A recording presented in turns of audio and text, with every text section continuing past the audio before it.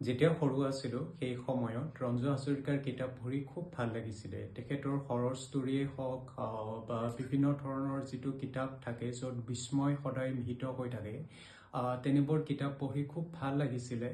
আৰু বিশেষকৈ তেখেতৰ দ্বাৰা ৰচিত যি এটা দ্বীপ সাতটা খবৰ, খুব মই তেখেতৰ অন্যতম শ্ৰেষ্ঠ সৃষ্টিৰ ভিতৰত মই অন্যতম সেইখন কিতাপ বুলি মই ভাবোঁ।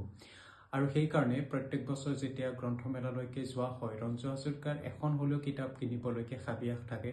আৰু সেইকাৰণে এইবাৰ অসম গ্ৰন্থমেলাৰ পৰা সংগ্ৰহ কৰিছিলোঁ এখনি গ্ৰন্থ, আৰু সেয়া হৈছে বিৰহী অৰণ্য। বিৰহী অৰণ্য কিতাপখন ৰঞ্জু হাজৰিকাৰ দ্বাৰা লিখিত হৈছে আৰু এই কিতাপখন ৰেখা প্ৰকাশনৰ দ্বাৰা প্ৰকাশিত। ইয়াৰ বৰ্তমান সময়ত বজাৰৰ মূল্য হৈছে ৭০ টকা আৰু ইয়াত সৰ্বমুঠ ৭৮টা পৃষ্ঠা আছে। কিতাপখন যদিও মই তেখেতে যিহেতু বহুত বিস্ময়মূলক কাহিনী লিখে, হৰৰ ষ্টৰি লিখে, মই তেনেকুৱা কিতাপ বুলি ভাবিছিলোঁ, কিন্তু তেনেকুৱা এখন কিতাপ নহয়।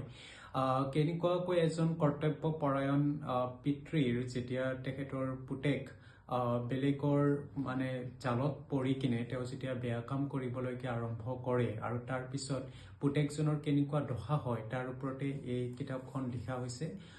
ভাল কিতাপ, কিন্তু মই নাভাবোঁ যে ৰঞ্জু হাজৰিকাৰ দ্বাৰা লিখিত শ্ৰেষ্ঠ তেখেতৰ সৃষ্টিৰ ভিতৰতে এইখনক মই গণিব পাৰিম।